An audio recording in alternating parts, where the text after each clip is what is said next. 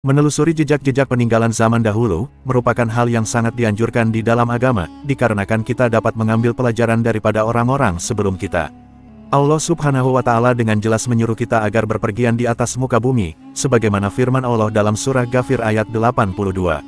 Apakah mereka tidak melakukan perjalanan di muka bumi, dan melihat bagaimana kesudahan orang-orang sebelum mereka, yang lebih besar dari mereka, dan lebih kuat kekuasaan dan pengaruhnya di muka bumi? Lantas siapa mereka yang memiliki kekuatan yang sangat besar sebelum kita, sehingga Allah menyuruh kita agar melihat peninggalan-peninggalan mereka, dan bagaimana orang-orang terdahulu dapat memakmurkan bumi, dan sehebat apa kekuatan dan kebesaran mereka. Semoga video ini dapat memberikan wawasan dan pelajaran, serta dapat memotivasi kita dalam beribadah kepada Allah Subhanahu wa Ta'ala.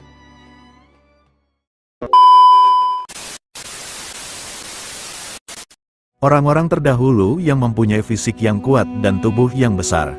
Mereka berasal dari anak cucu Nabi Nuh. Mereka mendiami lembah-lembah, perbukitan, dataran rendah, dan membangun peradaban yang besar-besar. Mereka memiliki perkakas dan alat-alat bangunan yang sangat-sangat canggih, yang mana kita sangat sedikit pengetahuan tentang mereka. Tapi dari bangunan yang mereka tinggalkan, maka kita dapat menyaksikan betapa megahnya, dan bertahan lamanya bangunan mereka sampai beribu-ribu tahun. Sedangkan bangunan hari ini, yang kita anggap memiliki struktur bangunan yang lebih kuat tidak bertahan dengan lama. Dan ini dibuktikan di dalam Al-Quran Surah Maryam. Berapa banyak daripada generasi yang telah kami hancurkan sebelum mereka. Mereka sangat bagus alat rumahnya dan perkakasnya. Di antara kaum-kaum yang mendominasi peradaban sesudah banjir Nabi Nuh, adalah kaum Ad, Amalika, Samud, Tasim, Jurhum, Ubil dan masih banyak lagi. Peradaban mereka sangat maju pada masanya, hingga Allah menghancurkan mereka, dan menggantinya dengan kaum-kaum yang lain. Kebanyakan mereka tinggal di daerah Hijaz. Mereka membangun istana-istana, pertanian, perkebunan dan banyak sungai-sungai yang mengalir di situ. Ini menandakan bahwa di Jazirah Arab dulu memang pernah ada peradaban besar, dan bahwa daerah tersebut adalah subur. Dan tidak memungkinkan bahwa nanti akan kembali subur sebagaimana yang disabdakan oleh Rasulullah Shallallahu Alaihi Wasallam, bahwa tidak akan terjadi hari kiamat sehingga Arab kembali menghijau dan mengalirkan sungai-sungai.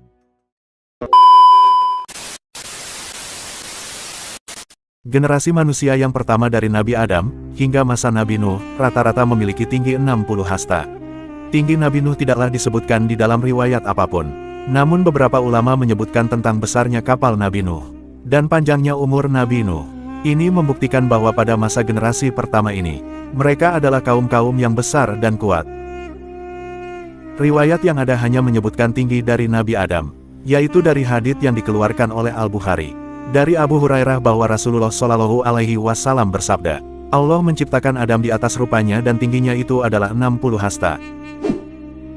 Satu hasta itu adalah sebanding 0,4 meter, dan jika dihitung secara matematis, maka hasil untuk 60 hasta adalah 24 meter. Itu setara dengan gedung 6 tingkat hari ini. Kemudian setelah kapal Nabi Nuh berlabuh, dan keturunannya menyebar ke seluruh dunia, Allah menciptakan sebuah kaum yang tinggal di Oman dan Hadramaut. Mereka adalah kaum Ad, yang Allah ceritakan dalam Al-Quranul Karim. Dalam surah Al-A'raf ayat 69, apakah kalian merasa heran, bahwa telah datang kepada kalian, peringatan daripada Tuhan kalian, di atas seseorang daripada kalian, untuk memberikan peringatan kepada kalian, dan ingatlah ketika Allah menjadikan kalian sebagai penerus sesudah generasi Nuh, dan Allah tambahkan pada fisik kalian karunia, dan ingatlah nikmat-nikmat Allah atas kalian, agar kalian beruntung. Kaum Ad adalah kaum Nabi Hud. Allah telah melebihkan postur tubuh mereka daripada orang-orang sebelum mereka, yaitu generasi Adam hingga Nuh. Jika sebelumnya, generasi Adam hingga Nuh itu memiliki tinggi sekitar 60 hasta, maka mereka lebih tinggi daripada itu, dan bahkan lebih kuat, serta lebih pintar, dan mereka juga menciptakan peradaban, yang belum pernah diciptakan oleh orang-orang sebelum mereka. Dan mereka berkata, apakah ada orang yang lebih hebat daripada kami? Hal ini diceritakan oleh Allah Subhanahu wa Ta'ala dalam surah Al-Fusilat ayat 15. Imam Al-Qurtubi menyebutkan dalam tafsirnya, bahwa orang yang terpanjang di antara kaum Ad itu, adalah sekitar 100 hasta, atau 40 meter, jika dibandingkan dengan gedung tinggi hari ini. Maka seperti gedung 12 tingkat, sedangkan yang pendeknya adalah 60 hasta, yaitu 24 meter atau setinggi gedung 6 tingkat.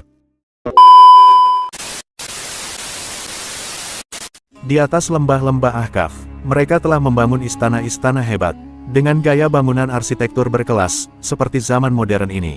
Mereka membangun pilar-pilar tinggi dan megah. Sebagai metafora, atas besar dan tingginya badan mereka, dan mereka menamakannya dengan Iram. Pembangunan ini mereka lakukan setelah seorang raja yang bernama Shaddad bin Ad mendengar perkataan Nabi Hud atas keindahan surga Eden yang dijanjikan Allah kepada orang-orang yang beriman. Maka dia membangun taman dan istana dari emas, perak, zamrud dan permata. Selama 500 tahun, dia menempatkan pohon-pohon dan bunga-bunga, serta pelayan-pelayan dari wanita-wanita cantik. Dia ingin menyaingi Tuhan. Setelah pembangunan selesai, maka Shaddad bersama keluarganya ingin memasuki kerajaan tersebut. Maka Allah pun menghancurkan mereka. Lalu Allah menahan hujan selama 3 tahun atas mereka. Kemudian beberapa kaum Ad mengutus delegasi menuju Mekah, agar mereka dapat meminta pertolongan di samping Ka'bah dengan kemuliaannya. Dan adalah penghuni Mekah saat itu adalah kaum Amalik. Mereka adalah saudara dari kaum Ad.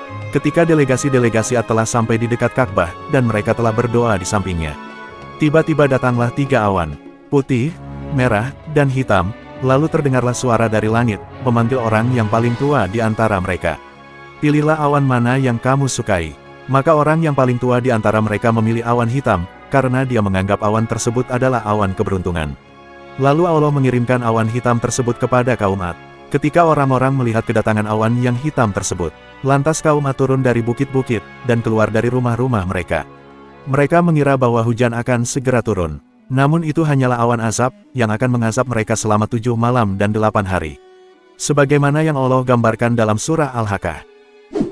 Setelah kehancuran kaum Ad, maka kekuatan dunia terbesar pada waktu itu dipegang oleh generasi selanjutnya, yakni kaum Samud. Mereka masih merupakan keluarga dari kaum Ad yang telah dihancurkan oleh Allah Subhanahu wa Ta'ala. Allah menggambarkan kehebatan mereka di dalam Al-Quran, bahwa mereka adalah kaum-kaum yang mampu membuat bangunan-bangunan besar, memahat gunung dan mereka tinggal di dalamnya untuk kesenangan semata, bukan untuk hal keadaan yang urgen, dan adalah mereka membangun bangunan-bangunan mereka, di datarannya dan di pegunungannya, untuk bersenang-senang, lalu mereka membuat kerusakan di muka bumi, hingga Allah mengutus seorang rasul di antara mereka, yang ucapannya selalu mereka dengar, yaitu Nabi Shaleh alaihi salam, namun mereka pun mendustakannya. Dan Allah pun hancurkan mereka sebagaimana Allah hancurkan kaum Ad. Mereka juga meninggalkan peninggalan, yang sampai hari ini bisa kita lihat.